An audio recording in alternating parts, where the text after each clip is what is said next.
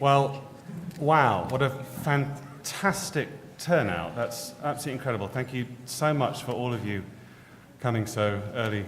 Well, it is quite early. It probably depends how late last night was, actually. On a Thursday morning for this session, a small fish in a very big pond. It's really great to see so many of you here. And my name's Andy Glynn. I'm the Chief Executive of the Documentary Filmmakers Group, and I'm also an EP at a production company called Mosaic Films. And what I'd like to do is just take you through the rationale for the session and why we're doing it, and then go on to talk a little bit about the data we've gathered, and then introduce you to our panel, who I'm extremely grateful could make it here, and I'm sure they'll give a very valuable contribution. It's a bit of an odd session in that we're trying to achieve something at the end, and I'll go through what that is, but that means that input from the panel is of paramount importance, but so is input from you, the audience. So I hope that in the next 90 minutes we've got enough time to really get your thoughts and feedback. And again, we'll be around for the rest of the festival, so this is a continuing dialogue about the barriers to entry, if you like, and the issues that are facing new and emerging filmmakers and small indies.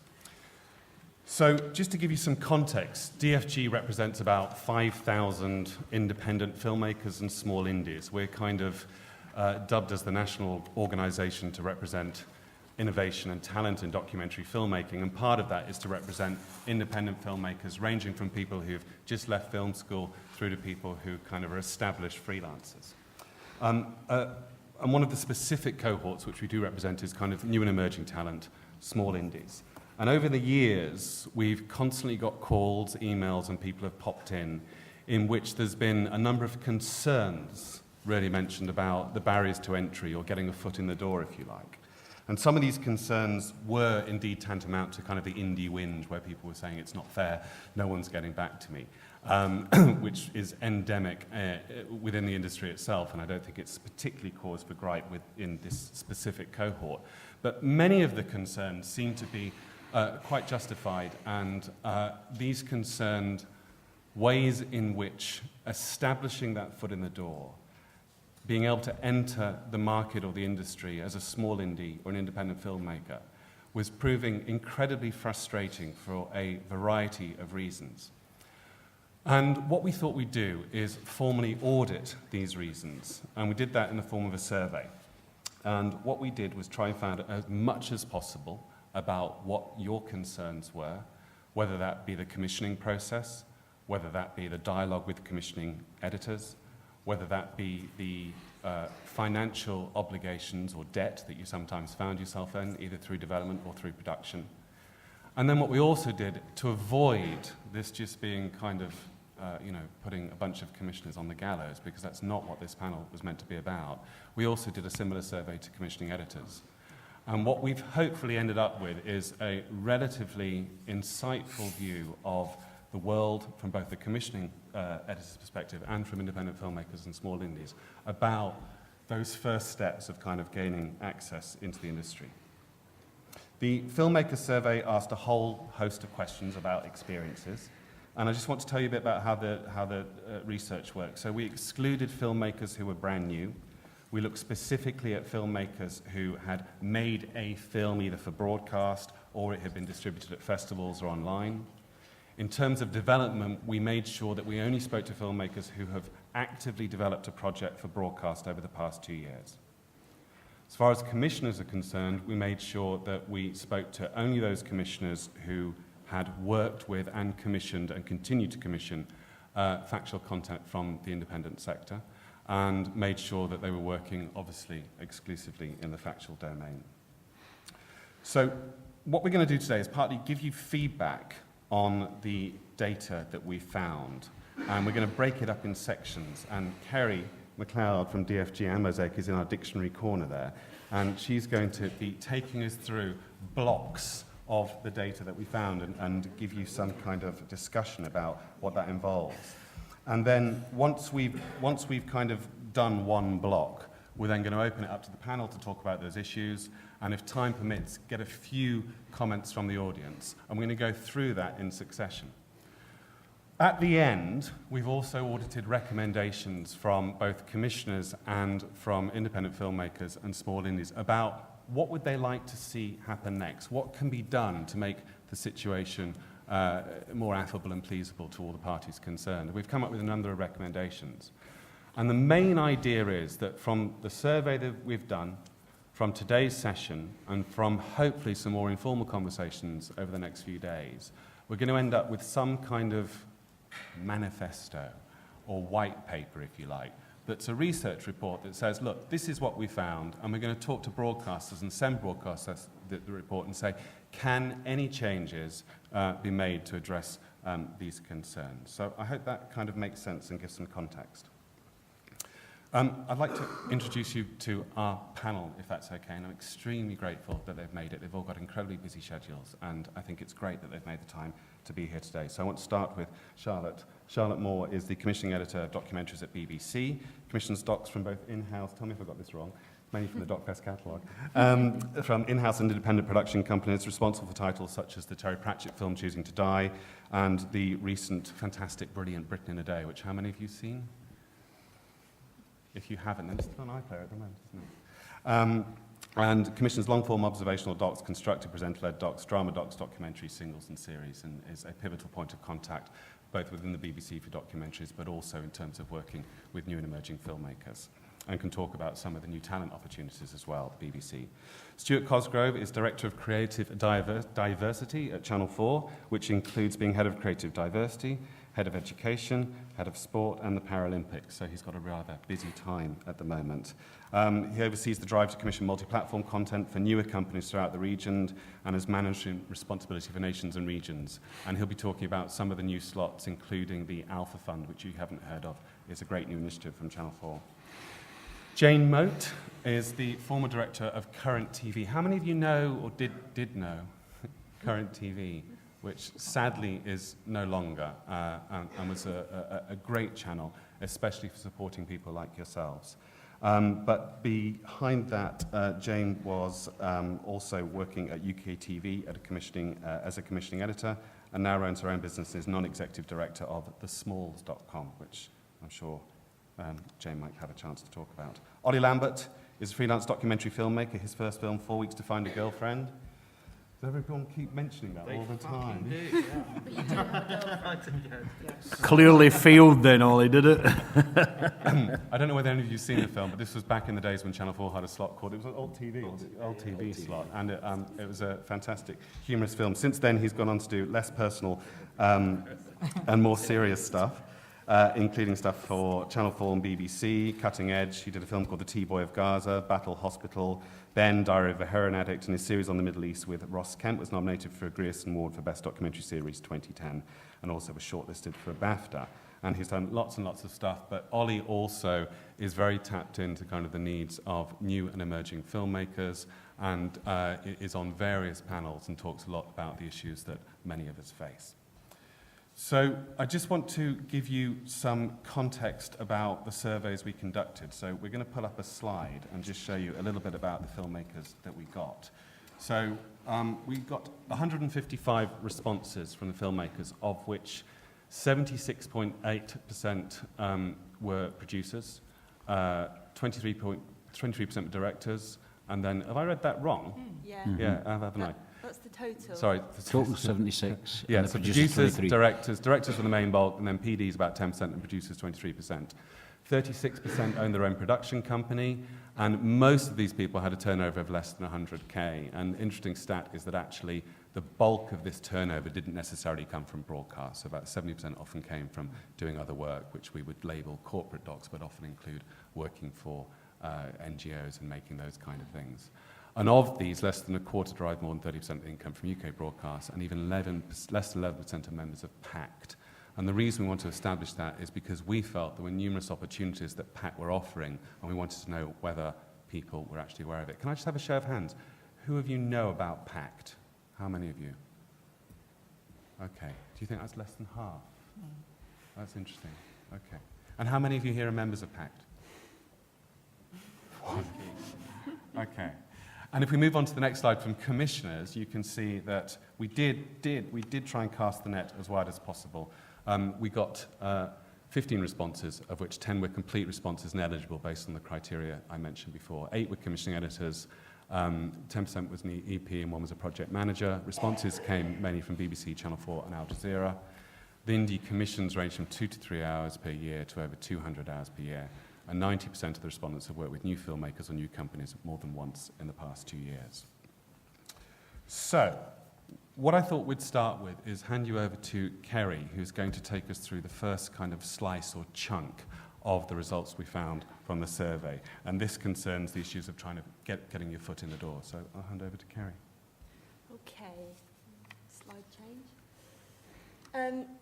We asked filmmakers and producers about how they approached developing new projects.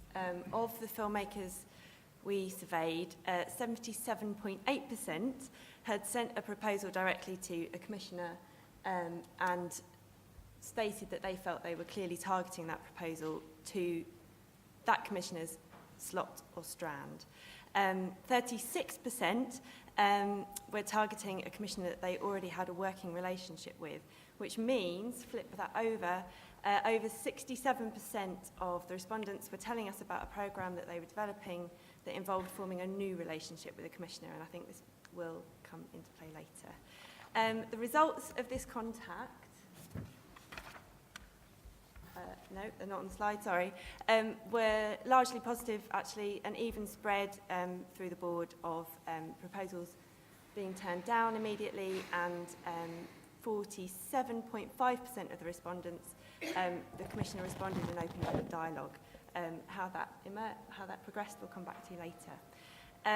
So looking at it from what we asked the commissioning editors, the majority of commissioning editors said that their preferred way of meeting new producers or indies was to receive an initial email about an idea, that if they like it, they'll follow up with an invitation to come in for a chat. The stats here reflect that, either a one-liner or a full proposal by email. Only one person said that they would like to receive something via e-commissioning, and is worth bearing in mind in a minute when we come on to talk about e-commissioning. We did also ask the commissioners how many pitches by email they received on average per week, and the responses ranged from 10 per week to over 200. And every single commissioner surveyed said that they responded to either most or all of those emails.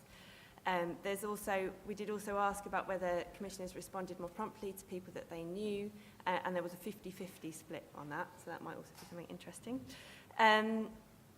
We also asked what their preferred way to meet new producers or production companies was, and again, if it's a proposal that's emailed that they like, they'll invite them in for a chat. And then we've got some quotes. These are from commissioners, and they're quite interesting. Clarity is king. The more people prevaricate or show doubt, the less you engage. This one I find quite interesting. Obvious contenders and no hopers are easy. The ones that drag on are those frustratingly in the middle, with a whiff of promise, but requiring a real struggle to get over the hump. And then this, I think, is worth bearing in mind, given that most commissioners, I think, come from a production background. The majority of pitches from people I do not have a relationship with tend to be highly off the mark or low quality, but I try and respond as much as possible simply because it's good manners. I've been on the other side of the table and know how it feels. And then the next point, I think, before we go back to the panel, is to look at e-commissioning, which we touched on before. Oh, sorry, I forgot about the filmmaker's point of view. So I would say that so-called entry-level funds seem to be populated with well-heeled pros rather than raw new talent. Perhaps this is right, but it makes the industry feel impenetrable. So now we move on to e-commissioning.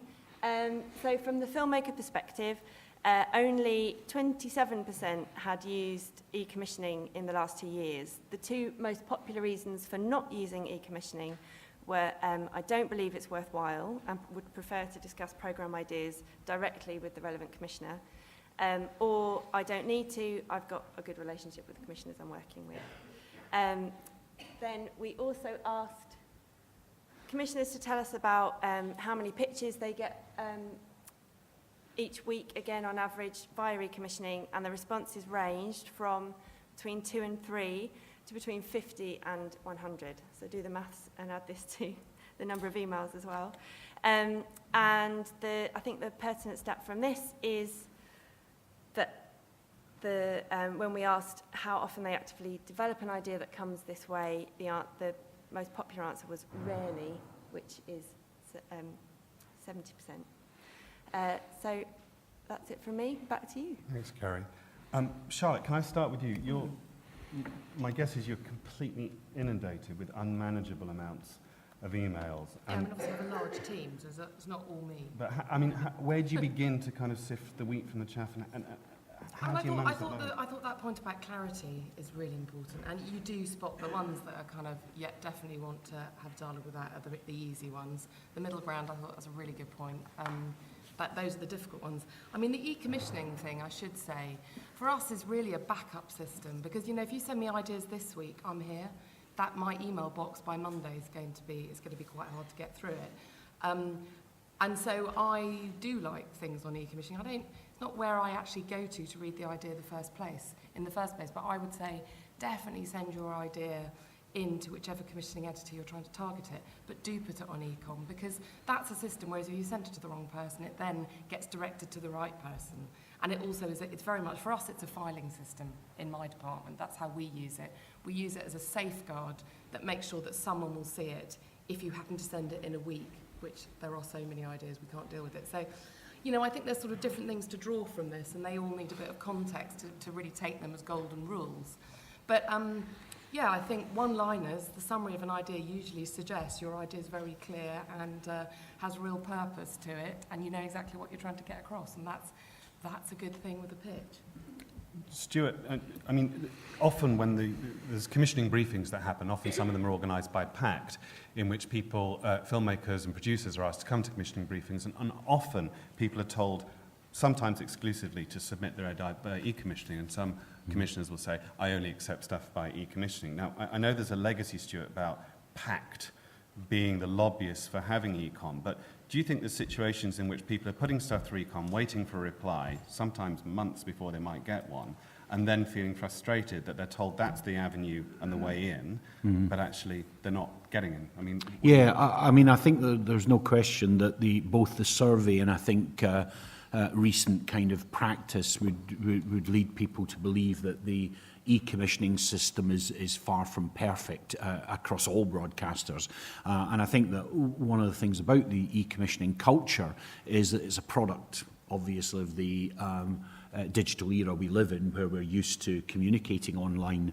And in lots of ways, it has actually many similarities with the social network LinkedIn, in the sense that you can actually put your CV online, and that CV is therefore shared or networked with a range of other people who you can then send emails to. And I certainly know within my own LinkedIn system, which I've just simply not kind of looked at often enough, there are literally hundreds of emails banked up, and it's just been another clutter in the kind of world of online communication.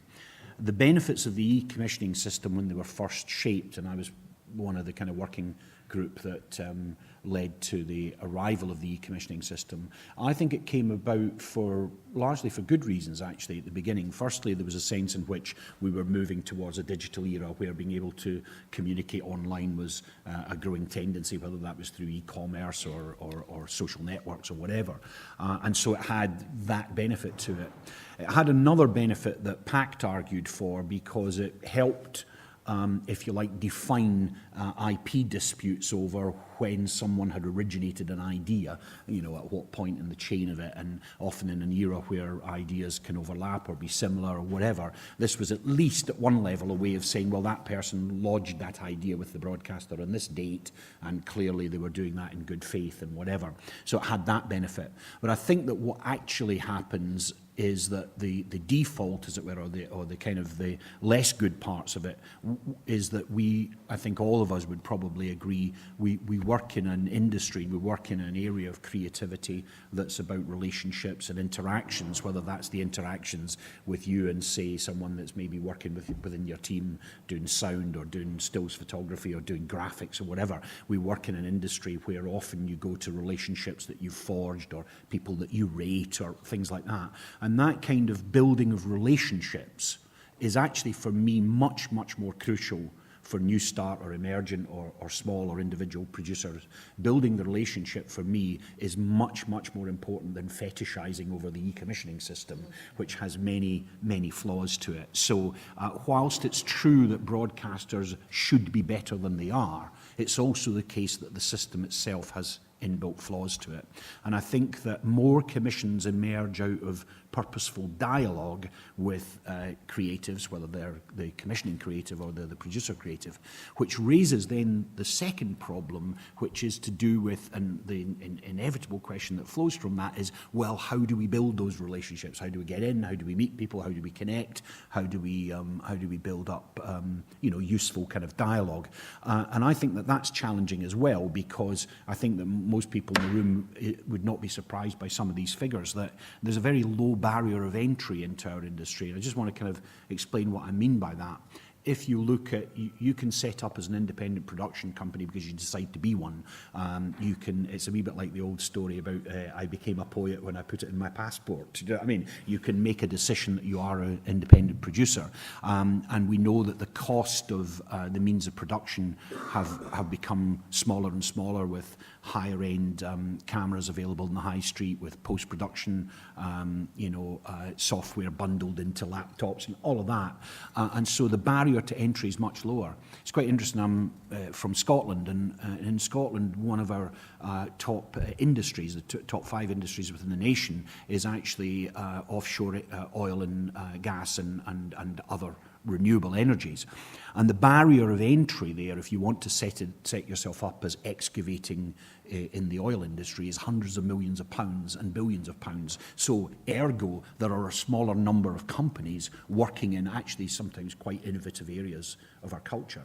Whereas in creative industries, in television, there's many, many, many more companies, and therefore a real bottleneck happens at the point where those companies seek to want to build a relationship with a commissioner. And I know that there are commissioners, I'm sure there are commissioners that are simply not very good at it, they're a bit diffident about it, they don't get back to people, but it's also the case that there's many, many more commissioners that actually want great relationships with talented people. And the problem that we've got is the bottleneck and how we unlock and unblock that. But I think that's why e-commissioning is about being creative, isn't it? You are creative. So you obviously, e-commissioning is a process. It's an administrative. You've got to get it in. It does the timing. That's what it is. It's not how any of us, I don't think, read the idea.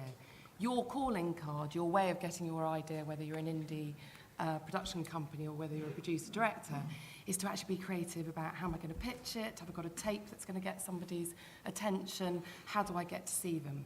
And that isn't necessarily going for one person. It's being creative, working out who are the different people within a broadcaster you might go and see, and how are you going to start that dialogue.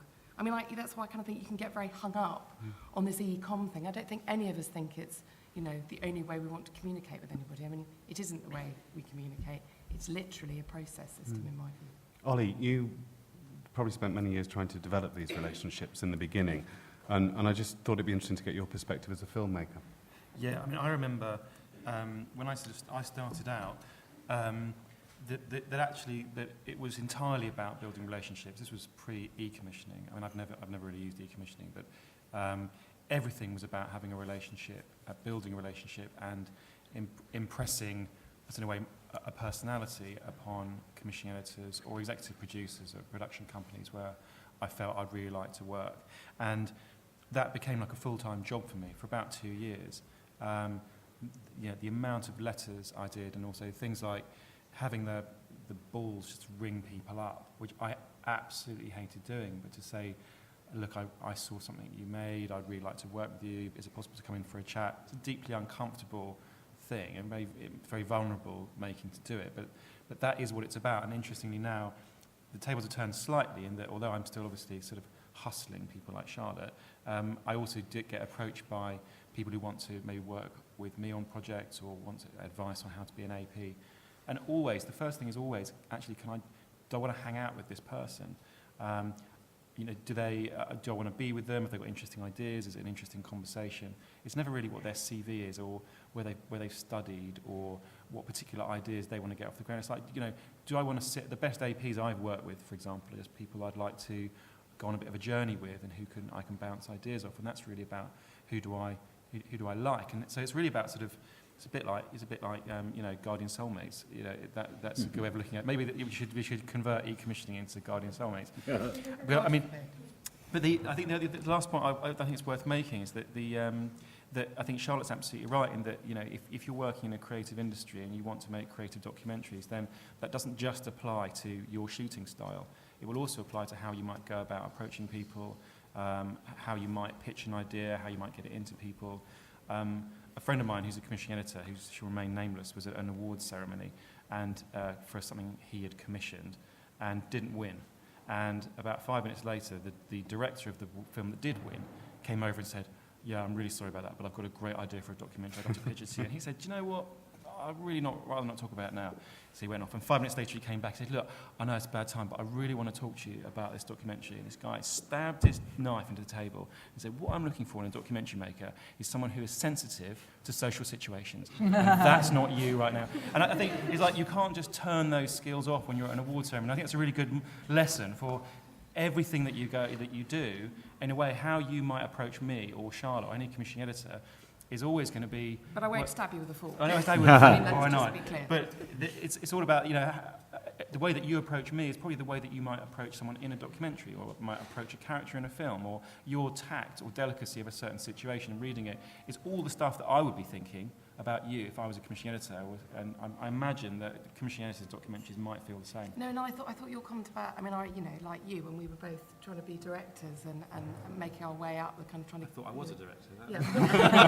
Back when we were trying to be directors, when we first started out, actually that thing about going to the person who you've seen the film that you really like and you want to work with, it is awkward, but my God, directors love it. We love it. So it's awkward for you, but actually if you do it in the right way at the right time and not at a moment of fork stabbing, actually, you know, there is a sort of that's a you know, a good way of getting in, I think. Jane, you never had e-com at Current, and you had lots and lots and lots of people banging on your door. So, I mean, how did you navigate that kind of initial point of contact?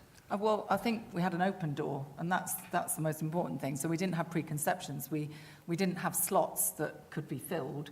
We asked for people to tell us their stories, and then we built slots around them. So it was a complete reversal, and we had lots of airspace. And I think the big issue that we're talking about here is that people are trying to get a foot in a door, but the door's not even open wide enough to get a toe in anymore, because there's no space at the end of the other side of that door. There's no slots available. There's not enough. So you're getting more and more filmmakers, as Stuart says. You're getting more and more people wanting to tell stories, and there are less and less places for them to go. And then you get all the process around it. So it's no fault of commissioners. They're doing what they can with less and less slots available.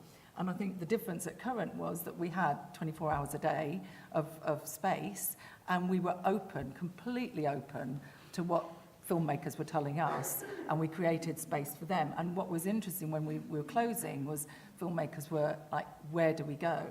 And audiences were, where do we get content that hasn't been through Slot City, that hasn't been preconceived and having to fit something?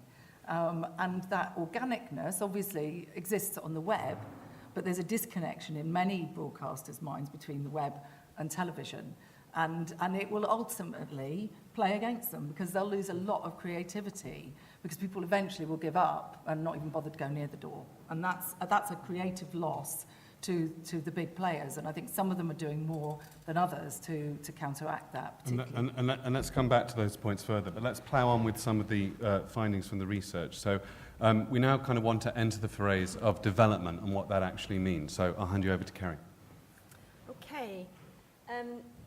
So we asked respondents to tell us about their recent experience developing an idea aimed at UK broadcast. For the sake of clarity, we asked them to base their responses on the idea that was developed furthest, and as Andy mentioned at the beginning, it had to have been within the last 2 years to try and make it as relevant as possible. So we asked them how much they spent developing this particular idea. The most, perhaps not surprising, was less than 1,000. Quite a small amount spent more than £10,000. From this, we also asked them whether they had any third-party funding. 27.5% had third-party funding. It came from a range of sources, from funds like the Wellcome Trust's Broadcast Development Awards to the media programme. Only one had development money from a broadcaster. And this means that, flip it the other way, 72.5% of respondents had funded their own development. So then, moving on to the Commissioner's perspective, and I'll write down, we asked them, when a pitch comes from a new supplier, at what point would you wish to see a taster tape? The most popular response, at 50%, was once we have met and explored how the idea could be developed, but before I express a firm interest. We also asked them, given the risks of working with new suppliers, would you expect ideas from producers and production companies to be more worked up than people that you do know? And that was quite overwhelmingly, no, they wouldn't. But it does show that there is quite a significant onus on small companies, because they're the main cohort of respondents, to invest in development with a very small conversion into commission. Okay, we probably should say something about the stats here, just before you think we're reporting objective truth. There is obviously going to be a skew in the way in which this data is analysed, simply because the 155 respondents have obviously got something to say, and therefore are going to be perhaps more vocal, and therefore one not quite accurately say it's incredibly representative. Likewise, the commissioners who responded to this survey are more likely to be empathic to the needs of this cohort of people. So just bear that in mind when we're looking at the data that's been collected. This whole issue of development, so this isn't about getting the foot through the door, this is about, I'm now making a project, and there's a huge onus on filming our own taster tape these days. And a lot anecdotally that came from filmmakers is that the onus on them to work up an idea more and more and more and further along the development process feels sometimes quite frustrating. And I just wanted to start with you, Ollie, and ask about that, whether it be you or your colleagues, the idea of development, this kind of never-ending, where do I actually stop, how do I get a commitment? And I mean, I'm not a really big ideas engine, and I have a handful a year, and rarely will I think there's something that I think is really, really worth sort of pegging myself to and putting it in. And it's a painful process, because I'm sure, like everyone in the room, I've had ideas that I could absolutely see working and I'd be really passionate about making, and that enthusiasm just isn't shared by people, beyond my front door. So, and it's really sad. I find that very, very difficult. I mean, I've had ideas go down. I can't understand why it wasn't commissioned. I sort of already planned out the whole, it's like meeting someone immediately, imagining how many children you're going to have with them. I'm going to shoot it with this way, I'm going to go over there, I'm going to film that, it's going to be this long, and everyone just goes, you've got any other ideas? And I haven't. My position on that is that I'll say goodbye to it quite quickly, purely because I function in a commissioned environment. I can't survive doing things independently for too long. If I don't get interest from broadcasters that might become a commissioned film, I've never gone that indie route. My girlfriend does, and I kind of can't believe her stamina. I don't know, I don't know how you guys do it, so I'm a complete tart basically. And if the client doesn't pay, then I'll just find another one. But I'll spend a couple of weeks on an idea. Like there's one at the minute. I'll write it up. I'll do a bit of filming. I'll cut something down. I'll send it around. But I haven't got the stamina to actually sort of push away or something like that. Charlotte, development. I mean, Do you often find, well, is it true to say that often filmmakers at the beginning of a career or small indies need to prove their worth in a way by doing a little bit more, spending more money, making half the film before it's commissioned? Is that? Do you know, I don't think so. I think you've got to try hard to get noticed.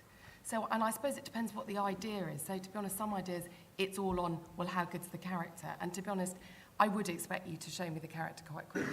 You know, there are some ideas which sort of give me to do the taster tape because it's really difficult access. It's going to take you X months to sort of really get there, or X weeks to get there. I give money for a taster tape because I like the idea enough and I know what it's going to take to get to that next stage. But if you've got an amazing story about a particular character who's doing something, I do want to see that person quite quickly because I know you can do that in a day. You know, so there's a sort of, to be honest, development really depends on the strength of the idea.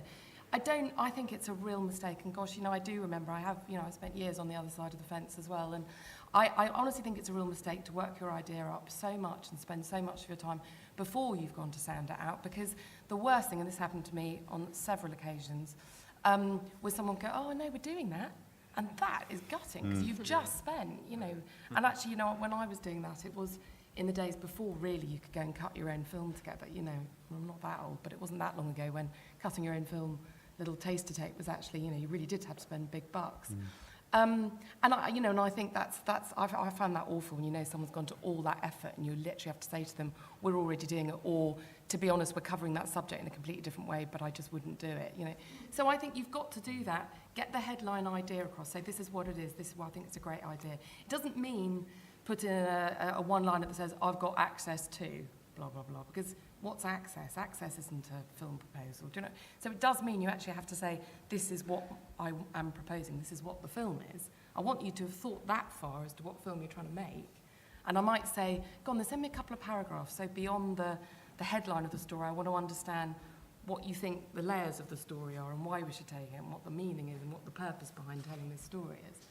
It's a sort of, you know, and bigger ideas, if it's a big format idea, then, you know, yes, you do need to ask someone that you don't know to go that extra step, to go, well, how would you see that play out then? Come on, let's really explore it. Because I think that what I suppose we all need to understand as filmmakers is that the idea, well, we just think it's a good idea, it would be a good film. That, for us, that often feels like enough.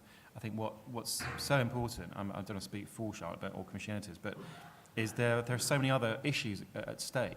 It might be the best idea in the world, but if I put in an idea about Afghanistan... Dignitas. Yeah. You know, when I'm just doing Terry Pratchett, I can't do it. Yeah. And it might be more, not that it isn't even the same access or same institution. It might be that if you put an idea about someone going to do something in Afghanistan, it might be that they've just commissioned two other films about Afghanistan, completely different area, different territory, a presenter, but they just can't, you know, it would make no sense for the BBC or a commercial broadcaster to suddenly be doing all that. And there's all sorts of things at work which aren't to do with a sort of value judgment on your idea or you as a director. And one, you know, we need to try and not take that too personally. I mean, I definitely expect bigger companies to have developed ideas further because we've got a relationship. They know what we're talking about. They, you know, they should. They can afford to. And we definitely give more money to small filmmakers and indies. But we give it for two reasons. We either give it because we love the idea so much, we really want to put a mark on it and go, yes, we want it. Or we're giving it because we are kind of going, go on then, show us what you're made of. Let's see what, you know, I mean, you are, because you're trying to develop that relationship. And so you're trying to show a commitment that also is wanting a commitment back to go, so are you listening to the sort of things I'm trying to explain to you, and are you kind of having a proper dialogue and communication? I mean, that's one thing that I think quite often the communication is not two-way. I'm saying one thing, the new filmmaker's saying another thing. I'm going, yeah, but I'm trying to tell you what I want and you're trying to tell me what you want to make. And those don't, you know, there's no other commercial business when you're not listening. Do you know, there is something weird about telly where you both sort of feel it's your right to just go, well, I think it'd make a great film. I'm going, yeah, but That's an interesting point. We've got some statistics that later on. Stuart, you formalised this in terms of the Alpha Fund and actually said, well, actually, we're going to make this formal. There is pots of development available, especially for small indies.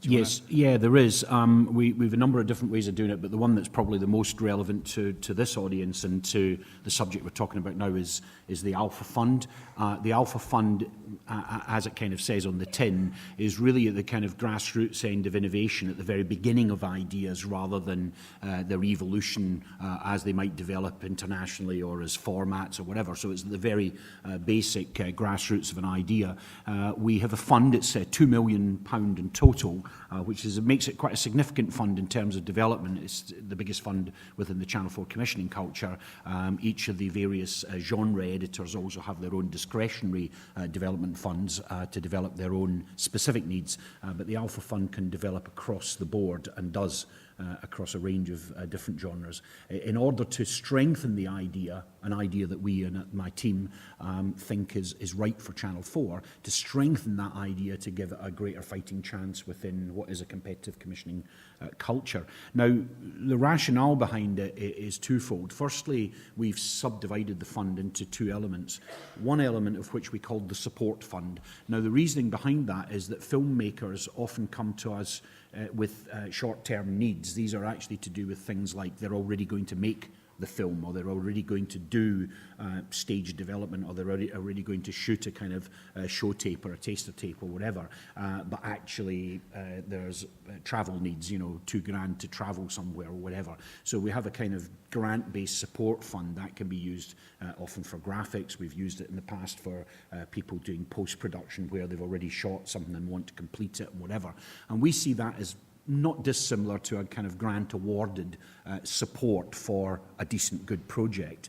And the reason that we call it a support fund is that we can do that on the basis of an invoice between the Channel 4 and the company that we are supporting, and all the rights and all the ideas and the IP, if you like, remain with the producer, with the company. So it's not a transfer of rights or assets, it's simply a grant to support this project. And we think, and I think we've been proven to be right in almost all cases, that when the stronger idea comes back, people want to return to Channel 4 with the idea because they feel connected, they've got their way in, they've got the dialogue going and whatever.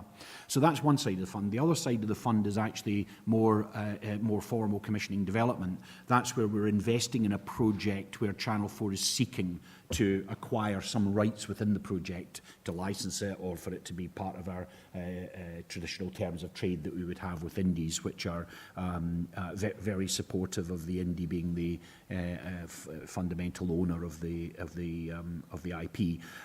That's a slightly longer process because it goes through our commissioning cycle, it goes to our business affairs, it goes to BAB, which is the Audit Broadcast Bureau, a board that oversees our commissioning, and therefore you're in contracted relationship with Channel 4 around the rights to that project. So that takes several weeks, whereas the grant aided is several days, as it were. So both of those, the reason that we split them is that the grant aided support fund gives us massive flexibility. So I've got a team of 5 people that work with me in the Alpha Fund, and they're media project managers, and they're got areas of expertise, areas of passion, literally regional areas of the UK that they look after. They look after various different subsectors of the creative community. Ravi, who's in the front row there, Ravi Amaratunga, is one of the managers, and Ravi's job for me is looking after the rise of short-form content. This might be, and for example, partnerships that we've got with Vimeo and with other web-based platforms and distributors. And so he's tasked with looking at the ways in which we can get the best short-form content into Channel 4, and we usually bundle that around a range of different things. The shooting gallery is our short film composite kind of showcase, if you like. We have Random Acts, which is actually arts and contemporary visual arts. We're looking at another one that we're doing around club music, club culture, so, and our education team that I also manage are also looking at a late night zone around how young people behave today in Britain. That could be around their own skills or their transformations in their lives or whatever. And what we're looking to do there is to get content from new producers that we will, if you like, curate and into a shape or a length that makes it work for our schedule. And most of them are midnight or just after midnight. But remember, in a Channel 4 context, you know, at midnight, 400,000 people are watching these films, and then they go on video on demand on 4OD for up to a year after that and are available to watch online as well. So it's a really quite useful kind of showcasing for first films. And I'm really proud of the fact that I've kind of pushed the system to take this grant-aided route, because often I think what can scare people away is actually that once you're into contracted relationships with a broadcaster and it involves lawyers and business affairs directorates and all the rest of it, it simply can feel scary for what you're trying to achieve, and it can delay process when actually what you're thinking is, I'd take 900 quid now to pay for that flight rather than the promise of $3,000 in 7 months' time. Do you know what I mean? And there's a bit of that going on, especially if you then have to hire someone to help contract it and you have to pay the lawyer. I'm going to cut you in there, Jane. I know you've got a lot to say, but can we just show a little bit more of the research and then we'll come back to you. I just want, because we're now moving through the kind of development production process, so I just want to talk a little bit, or get Kerry to talk a little bit, about kind of the attitudes and perspectives of relationships between indies filmmakers and commissioners during development, and then show what it was like during production phase. I think there's some interesting findings there. Thanks, Andy. I'm just going to step out of Carol Vorderman's role for a moment to say that DFG is tweeting throughout this session. We're at _DFG, and if you do have questions that you want to tweet us, then do, and we will do our best to put these to the panel at the end if we have time. Just ask.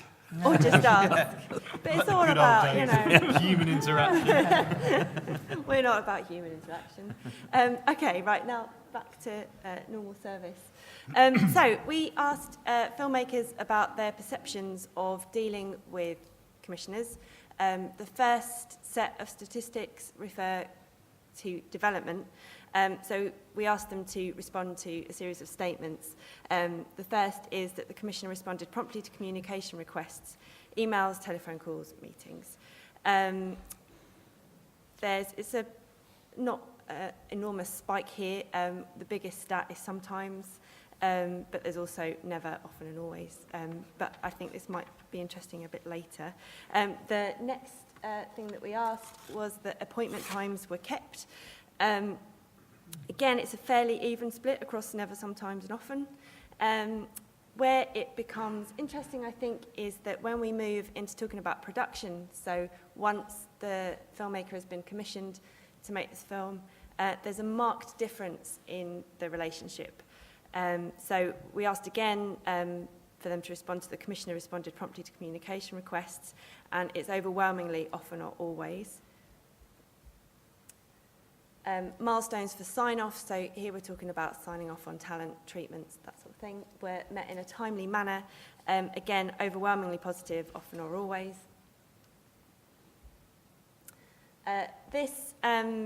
The Commissioner was heavily involved throughout the production process. Is actually quite interesting because we realised when we started breaking down the statistics that this could mean two things. It could mean that great, the Commissioner gave me lots of creative control and I just got on with it, or it could mean the Commissioner disappeared. I don't know. And maybe it's something to be discussed. And the Commissioner trusted my decision-making, again, overwhelmingly positive. Viewing appointments, also overwhelmingly positive. And then we've got a few quotes that are quite interesting. Obviously, the promise of this survey was that it would be anonymous, so we've removed all references to names. A positive experience like this is quite rare and down to the Commissioner being good, plus his or her respect of the production company I was working with. Individual commissioners do vary, so the answers above don't necessarily reply to all. For instance, will respond very promptly, so-and-so after chasing, and someone else never. We know the secrets, but we'll never reveal. And then the next ones, we all know commissioning editors have their favourite producers, and most don't like taking risks on projects that push the creative envelope. So if your face doesn't fit, you're fucked. I think Andy just wanted me to swear on a microphone. I now feel confident to state my views. This has taken a while. I'm on my 5th film. They listen, and it's a conversation or negotiation. And I'm just checking. I've lost my place, but no, okay. I thought we had a commissioner response, but we don't. I mean, I guess it's, Jane, I'm going to come to you in a sec, but it's kind of finding that balance. I think Stuart's absolutely right, that the barriers to entry are incredibly low, and it's about, you know, what does development mean and what's the level of experience that people have got? And obviously there aren't the resources necessary to respond to everyone, but some of the findings there seem, you know, that sometimes, either because someone's busy or just getting that foot in the door, that you're not getting any response at all. And Jane, that together with what we talked about during development and taster tapes, I just wondered whether you had some comments. Well, there's two things. One is recognition. Who are you? If the commissioners have no idea and you're not connected to a big indie, then how on earth are you going to get that first breakthrough? And I think what Stuart was saying about using online as a place where new talent can come through, you can at least say you've got a credit, you know, on sites like smalls.com and Vimeo and other similar areas, you can say, well, I've got appreciation. Actually, other filmmakers think I'm good. These are the comments I've got. I can actually show you some content. And I'm thinking about these taster tapes, you know, all our effort. You've got commissioners and you've got producers, and they have this strange dance around a straitjacket of the slot, and all this effort goes into the tapes. But the audience is missing in that. And why can't we be more innovative about the whole commissioning process? You know, at Current, we were open and we actually just put the tapes out there and said to people, what do you think? Do you want this on the television? Why don't we have a taster tape little bin somewhere in the virtual world and just let everyone see it? Do we think that it's wrong for that content not to be on? Commissioners will always have set views. We all come to things with baggage. And if we really want this to be the most creative industry in the world, and for Britain to lead the way, then we've got to be more creative about the way we do all of this. Does that mean, and I don't want to put words in your head, does that mean that you see broadcasters being overly paternalistic about what the audience want? I think there is a real risk of that, and I think part of that is risk adverseness, because there are so many pressures on the finances, the slot, what's got to come out at the end of it, will the Daily Mail write a bad article about it? You know, these should not be considerations, but we're only human beings. And I think we need to let go and to take far much more risks and create space for that risk to be on the television, because it still matters to people that they get that TV credit. In the longer term, TV will probably be left behind, and it will be overtaken, I hope, by something that's more organic. But at the moment, it still is really important to people. Charlotte. I mean, you know, I think is it about?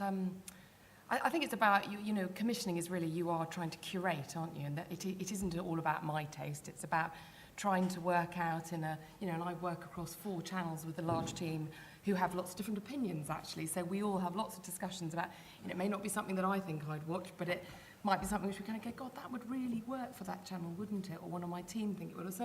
So I think curation is really important, because if you put lots of stuff out there and just expect a mass of people to watch the mass, how are they going to find it? How are they going to know what it's like? And so, you know, I take what you say about, you know, I think we do need to take more risks. I think the more documentaries do well on the channels, the greater risks I'm being able to make. I mean, I think the better your genre is doing. I mean, it's a sort of game you play with the channels, with the broadcasters, that you've got to get them to want your stuff, and then the more you do well, and the more they go on then take risks. So I think there's a game there.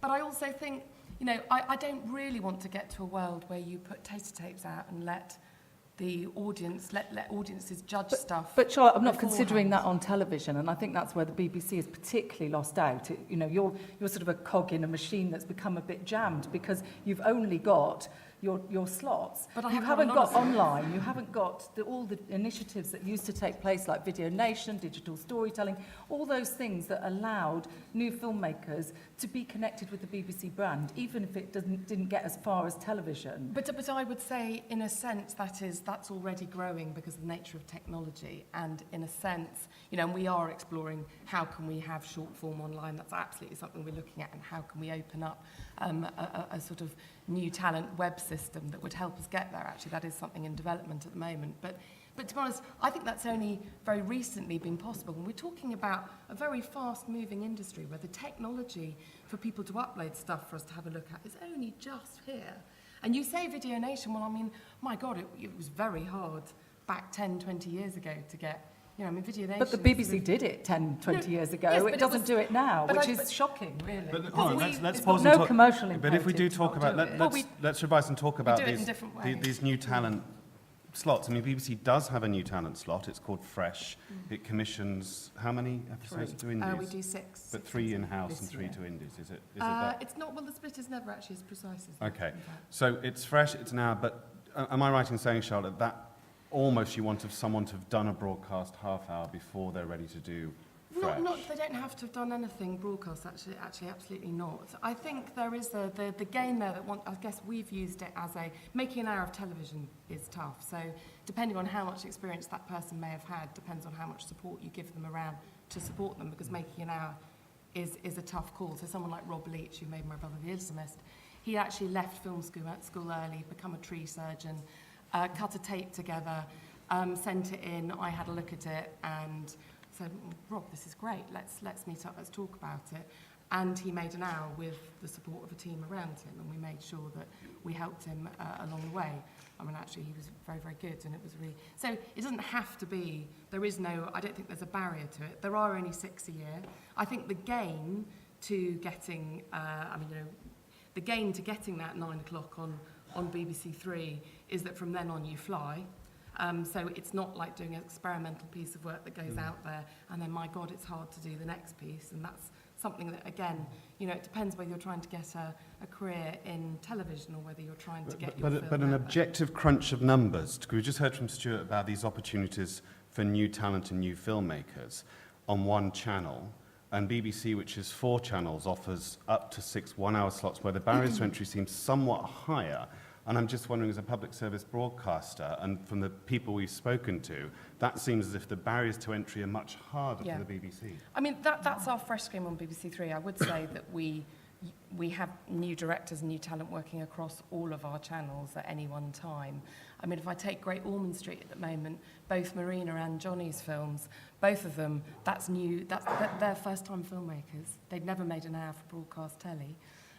So, you know, when we got them on a BBC Two at 9 o'clock, and we did that because we'd worked with them as APs, because the companies, I mean, someone like Films of Record, Roger, who's here, you know, does a lot with new filmmakers, and of course, with the support of a company that you know, will help them make that first film a good film, you know, there is no barrier there. We've done one-offs, I mean, Madeleine Eaton, Youngest Borders that we did on BBC Two.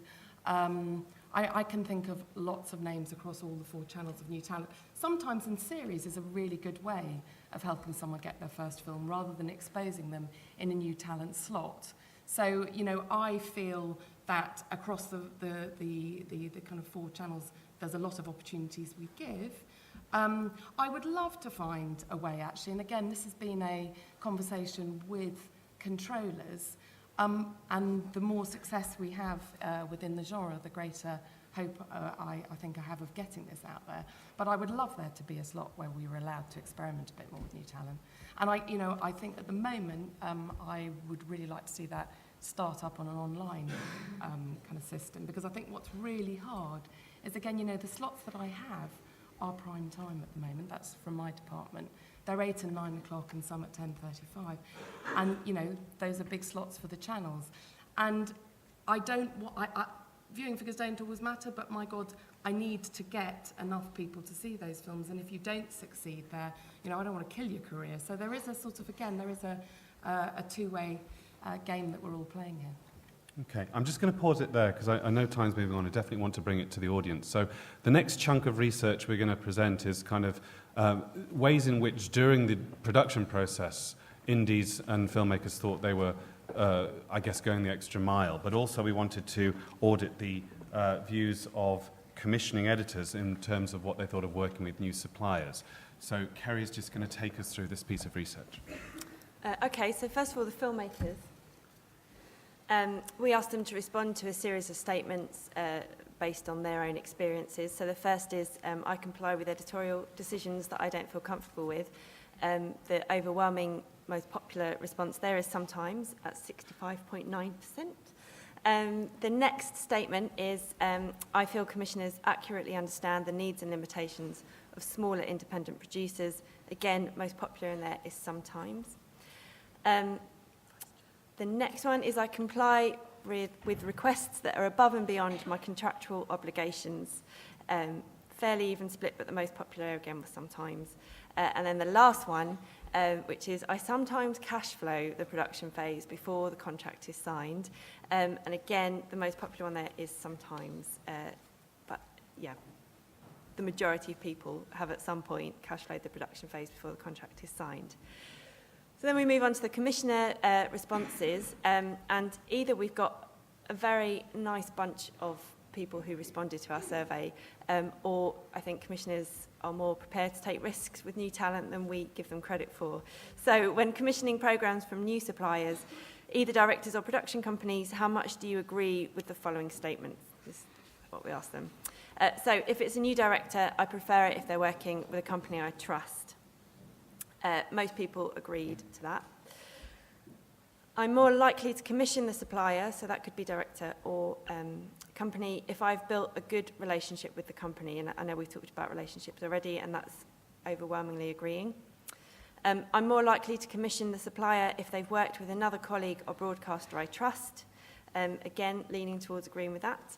And then the last one, I'll take the risk commissioning a new supplier if I really like the idea. And that is absolutely overwhelmingly agreeing with the final statement. And that's me done. Okay, thanks, Kerry. Stuart, people cash flowing, paying for production, feeling they are taking perhaps unnecessary risks, either creatively or warehousing. How can one mitigate these concerns? I think it's quite a challenge, actually. I mean, I think that on the one hand, there's the question about whether someone's motivation for making a film is driven by a creative passion, or whether their engagement in an activity is led by the need to be a sustainable business. And I think that they are different things, and they exist in a spectrum, clearly. But I think that that's actually increasingly, I think, one of the real tensions in this debate. And sometimes when we have this debate, it's good Punch and Judy stuff to set up the kind of apartheid system as being, you know, the broadcaster versus the indie. But in actual fact, the independent sector has changed out of all recognition over the last 10 years. And it may well be the case now that we're looking at different kinds of mosaics within the industry, where there are clearly companies that see themselves as being international business and that they're driven by making creative decisions predicated on the market. And often, for example, we are pitched ideas that come in that are in development, which clearly are the types of ideas that are entirely credible, formatted ideas that could go to any other broadcaster, and there's nothing specifically distinctive about them or necessarily innovative about them even. And yet, at the same time, we're also, in the next email that comes in, you're getting a pitch from a highly kind of committed, passionate filmmaker that believes in the subject that they're making the film about first and foremost, whether that's about the ecology, whether it's about international affairs, whether it's about a great character that they've met, whether it's about a social condition or a social challenge that we face. And in that respect, you're actually dealing, although they're both effectively indies, you're dealing with very, very different sets of circumstances. Obviously, it's not a big surprise to know that I'm much more passionate about the smaller end of the marketplace and probably the turnover that goes from 100 grand to 5 million is the space where I am most likely to be found and occupying my time. But nonetheless, it's the case as well that Channel 4 is a public broadcaster that generates all its revenue from advertising sales and commercial income and sponsorship, and its core schedule in prime time has to be highly competitive, and competitive not just with ITV and Sky, who are other commercial who are our commercial rivals, but also with the BBC as well, who are our rivals in terms of people's time and attention and whatever. And in that complex world, it's not surprising that bigger brands that become easily recognisable to people, that have already got known talent attached to them, those things tend to be the things that occupy prime time. What's really important for Channel 4 is that you don't end up making the whole of the shape of your channel reflect or fulfill those ambitions, because the truth of the matter is that we've actually been hugely surprised, not just by single documentaries, but by documentaries that have come out of left field and ended up becoming series, where in actual fact, had you not taken the initial risk, you would not have been rewarded with the commercial benefits of something that went, you know, I mean, obviously the big ones are things like My Big Fat Gypsy Wedding and things like that began as relatively small projects and ended up being huge became hits. bigger, fatter, gypsier. They did indeed, yeah. I want to move on because time is really moving along, and I just want to really conclude the survey part in that we asked both commissioners and filmmakers and indies to think about ways forward, and we had effectively yielded various suggestions that came out. So Kerry's just going to take us through about some of the ideas, then I'd like to get the panel to respond, and then definitely open it up to the audience. Kerry. Okay, so we presented a series of options that had been suggested to us, and we asked our respondents to respond. That's both the filmmakers and the commissioners. So I'm going to take you through those now. The first one was greater transparency in the commissioning process. So broadcasters publishing annual commissioning figures listing who they worked with and the proportion of their programme budget that was spent with each supplier. Across the board, so we've got 62.8% of filmmakers went for this and 40% of commissioners.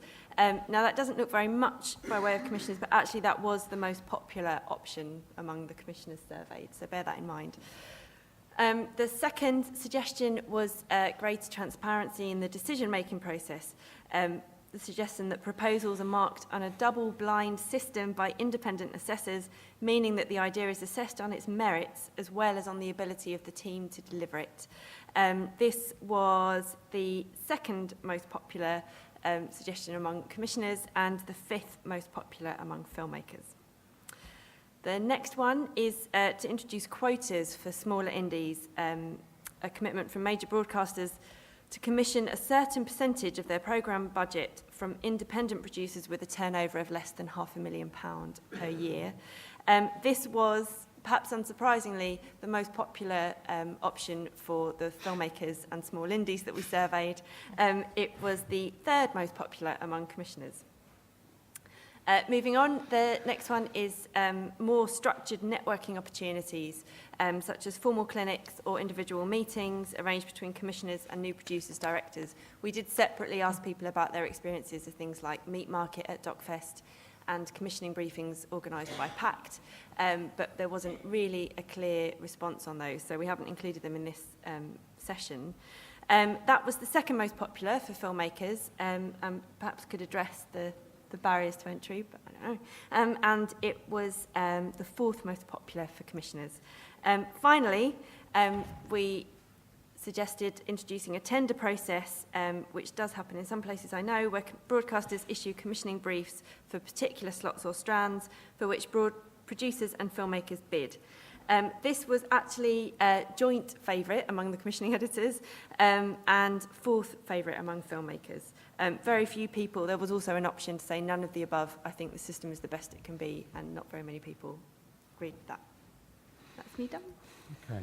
So very quickly, starting with Jane, I know it's a lot to take in, but in terms of those various suggestions of ways forward, what are your thoughts? I think transparency and openness is absolutely the way forward. I think it's not about systems, it's about culture. And I think that if you are setting up a channel like BBC Three to say that we're for young people and we're going to open our doors, then having 6 films a year is not going to do the job. So, you know, there has to be a fundamental change. Channel 4 understands that creativity comes from new blood, and that's commercially profitable. It has to be culturally profitable for public service broadcasters as well. And so to create that, being transparent with the public, who are your major funders is a really important step forward, particularly for the BBC, because the BBC has not got the commercial imperatives, they've got the cultural imperatives, which no other broadcaster has. Stuart. Yes, I mean, I think that there's no question that we live in a world where openness and transparency are a prerequisite, really, I think, of all, and particularly in the case of Channel 4 and the BBC, where we have a public licence. I think it's really important. Channel 4 does publish, has just recently published, actually, our annual report, where figures about the number of companies that we commission, the top ranking commissions by turnover and by spend, are all in the annual report, so you can go there, and it's a matter of public record that's actually also placed in front of Parliament. And because I'm on the team that kind of has to scrutinise that, we go through quite a significant internal audit. I mean, even, for example, to the extent where one of my team and I were having to horse trade a little bit with a debate about when someone was new and emergent. In other words, as a new company, someone within the first 2 years of their life, the first 5 years of their life, so that when actually, if we were ever questioned about how many new companies we were commissioning, that we had a very clear sense of what we meant by that. And the other thing is the Alpha Fund that I mentioned earlier when we were talking about support fund and commissioning fund. I keep a monthly record of that, our own internal monthly record of that, and there's nothing about that record that couldn't be published at the end of this year at all. Quite easily happy to do that and happy to place that in the public domain. We've got a lot of exciting projects there and a lot of exciting new companies, and I'd feel proud of publishing it rather than, you know, afraid to publish it or whatever. So I think that we could commit to that. One thing that's not within Channel 4's gift around transparency is the whole area of the free market in production companies. As you see companies merging, buying each other, trading up, selling out, all of those various different things go on irrespective of the broadcaster, and Channel 4 can at any given time be necessarily held responsible for what the supply side is doing through its free business. That's something for independents to be transparent about. Okay. Ollie? I haven't really got a great deal to sort of add on that. I mean, my experience of it is has never been that sort of formalised. So I really haven't got. I mean, Okay, that's all right. You don't have to. Don't worry. No, I think greater transparency. I'd be very happy over the last few years to show you the number of companies and the new directors and to go through. I mean, I don't have any. I'm very proud of the number of new companies we work with. And I think, yes, I would love to find ways to be able to create new opportunities for more people. I think without a doubt we have a responsibility to do that. I think it is getting better. I think we are in discussions about how to move that on BBC Three. And I agree with Jane that I think it is for us to help support new talent in the industry. I absolutely agree with that. Okay, I know we've rushed through that, but hopefully we've got about 15 minutes to open up a dialogue with you guys. So there are two DocFest people wandering around with roving mics. Can you wait till you receive the mic? And before you start talking, just tell us who you are so we know. Anyone? That's assuming anyone has anything to say. Gosh, where to begin? Gentleman over there on the fifth row. Hi there, my name's Tom Duncan. I'm an independent filmmaker from Inverness. I've tweeted this question as well, so it's a bit about connecting yourself to a big indie. Reply by text. Yeah, that's great. It was any advice for connecting yourself as a filmmaker or connecting your project to a big indie? Well, I guess if it's something that if it's an idea that we're discussing, then I can help find the indie that might support you. But I would say before that process, I would have thought if you are a sole filmmaker, it's really important to make connections with the companies that you think make the sort of work that you'd like to make. And that may indeed be, it's not always about the big company that's got lots of money to do it. It's about finding the exec or the company or the PD that you think will understand what you're trying to do and you like the way they work, and that you think will actually value what you're going to bring to the table with them. And I always, that, again, I think work with new talent isn't just about giving people a slot on television. I think Work with New Talent is something that my team, we do all the time, and it's about discussions, about helping make connections for people, it's about networking. So everybody who applies for Fresh, it's not just about the 6 films. We spend a lot of time working up taster tapes with them, helping with them with their treatments, and it is about putting people with the right companies and the right execs. And a lot of the right companies actually, particularly who want to make new talent films, and there are a group of companies who really enjoy doing that, and a group of execs and a group of PDs who really love working with new talent. You know, I think those people are the best nurturers, and they're often the way of getting you a job, even if your next film doesn't come off the ground, but they get you a job on something else. You know, and that's why new talent, gosh, it's a, you know, it's a whole road. It's not about just getting one film, I don't think. Okay, next Thank question. you. I think there was someone, this lady over here was before. How much do you take into account, say you have an independent producer working with you who has a very good reputation and all of that, so your project's been accepted by them, but there's sort of time limits, maybe the subject matter, you have to do it within a certain period of time, otherwise the subject matter doesn't make sense.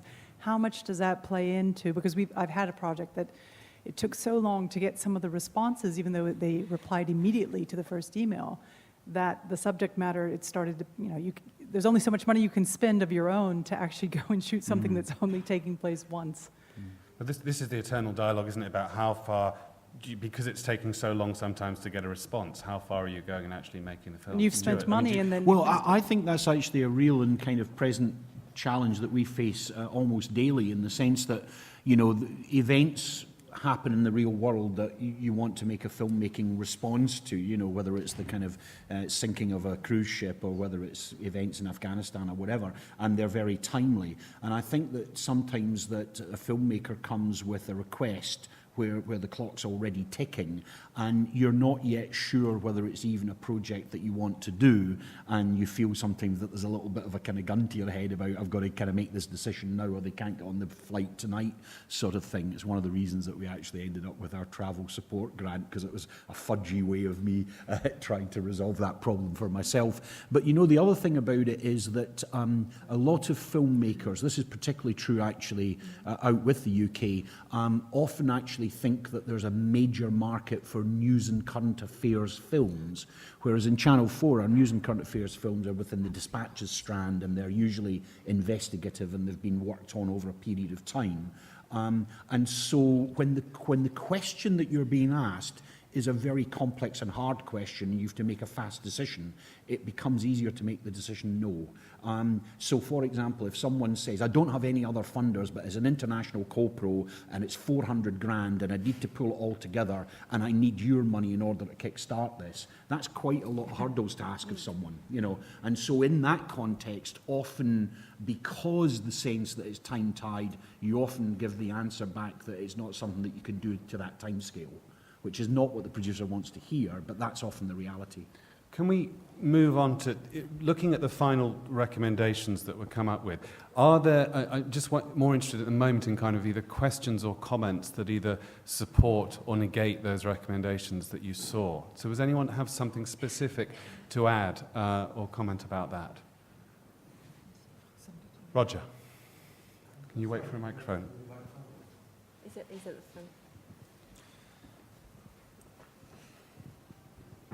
Yes, I mean, it's very interesting, these choices, and it's Roger Gray Films of Record, and we do, as Charlotte said, help a lot of new talent. But one of the things I did for Channel 4, I've done 3 or 4 sessions, and for the BBC Academy, is talk about both the ethical and legal dilemmas, which are actually complicating by the second, practically, with new legislation and so on.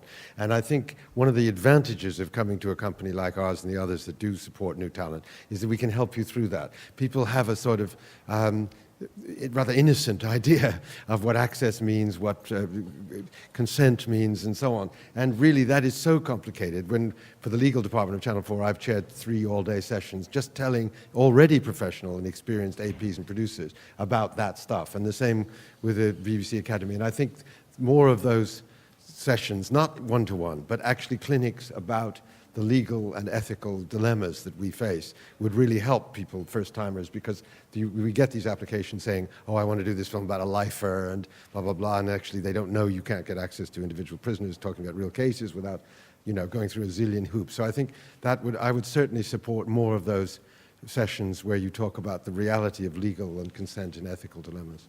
Okay. Any other comments about the ways forward? You know, this lady here was first, I think. My name's Claire. My surname is Roberts, but it's not very exciting. What you think more is, Yeah, I really want more. Yeah, but I think this is really interesting because I felt before listening to all of you speak, I felt a bit jaded really by the whole industry and was thinking about doing something else. And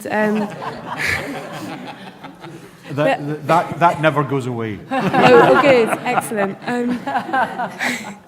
But it's just been really nice listening to actually, in some ways, it seems like everybody really wants the same things. Like, you really want to push new talent, and so do you. And it just seems like we're all sort of coming from the same direction and have lots of similar dreams, which is nice. Yeah, that's what I would say. Thank you. So if we were to do a very quick audit and we go through these one by one, it's just be interesting to see. So if we start with the first one, which was greater transparency in the commissioning process in terms of broadcasters publishing annual commissioning figures and listing who they work with, who would support that notion? Can we, show of hands? Okay.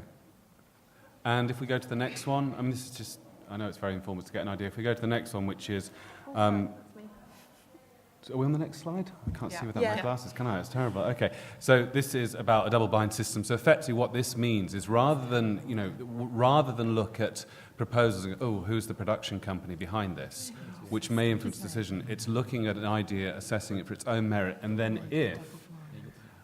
if a commissioner was to like that idea, and actually there's some recording of liking that idea, then if the company or talent wasn't enough in itself to make it, then there's much more warehousing that can happen. I'm just wondering what people think about that idea. Who would like to see that kind of double bind? That's interesting, isn't it? It's not as high as... Like 30%, 20%? I don't know, I'm not very good at numbers. I just think it's more systems. I just think, oh gosh, we're going to slow it all up. I just don't know if that really... I mean, I like to feel if you have a team in the office that, you know, there is some sort of... It's not double blind, but, you know, you assess things on the idea. Honestly, you do. Yeah. Honestly, it's the idea first. I'm also, there's another scepticism in this for me as well. It's, it is potentially bureaucratic, but there's another thing about it which is to do with the creative reputations and skills that certain independent producers have. So, for example, let me give you a really good example. A small company, so a company that we would all broadly say was within the mix of this room, would be Testimony Films in Bristol, Steve Humphrey's company. Now, Steve has got a PhD in interviewing the bereaved, and he's one of the finest filmmakers of testimony films, of people giving their personal testimony. That's something that he's built up over a reputation over 20 years. And the idea that somehow that doesn't have a value... I completely agree. I mean, it's just not, it's not right. Of course it matters. I mean, if you all want to have a voice as a director, it matters what your voice is and who you are. Yeah. I mean, again, to sort of pretend that it isn't creative and therefore it's just literally about the paragraph you write in, I think is that would be a terrible situation to get into. Next. Oh, someone's got their hand up over there. Sorry, does someone have their hand up for a comment on this? On the far left, please. I know. You were there ages, weren't you? Do you want to give the microphone? Or both? Hi, John Paul Lancaster. I run a small production company from Bogota in Colombia. Quite a long way away. I just wanted to ask about the pitching process, and there was some statistics about established companies being able to pitch better than new companies, and I just wondered what sort of resources there were available for guidelines for new companies pitching, or are there any, or is it all individual commissioners like different formats? I mean, I think commissioning websites try to give you some basic guidelines on what we're looking for and why and how. And I mean, I think the other thing I would always advise is, you know, I find in documentaries particularly, I think exec producers and people who run companies are incredibly generous and always keen, you know, not all of them, but the right companies are always very keen to have a chat and give you advice, actually. And if I were you, I would chat to people here that you meet over the next few days. Someone like Roger, you know, is fantastic at sort of bothering to give someone the time to give them some advice. You know, I'm not sure if you ever tried to write out a sort of, I don't know if that's ever really, you know, it's not as simple as that, is it? I think that having relationships with other filmmakers who have been successful and asking them for their help. With 2 minutes Always left, good. I just want to quickly run through the rest of these because that's other- who was desperate to say something over here? Yes. Hi, good morning. My name's Chadwick and I'm from a documentary program in Birmingham called First Light. I was just wondering, with all the experience, with just young filmmakers, I don't know if you've seen Bones Brigade about the young skateboarders. We're pretty much like that with the Docs Brigade. It's all very good, young, talented filmmaker. But I was wondering, do you ever see anyone taking a risk on like a raw, no experience film documentary maker with ambition? Jane? Well, Current was full of it, but it's closed. We've got an episode of the Shooting Gallery that goes out sometime in the next month or so, which is actually very, very kind of street-level made films about extreme adrenalines, including skateboarding and snowboarding and whatever.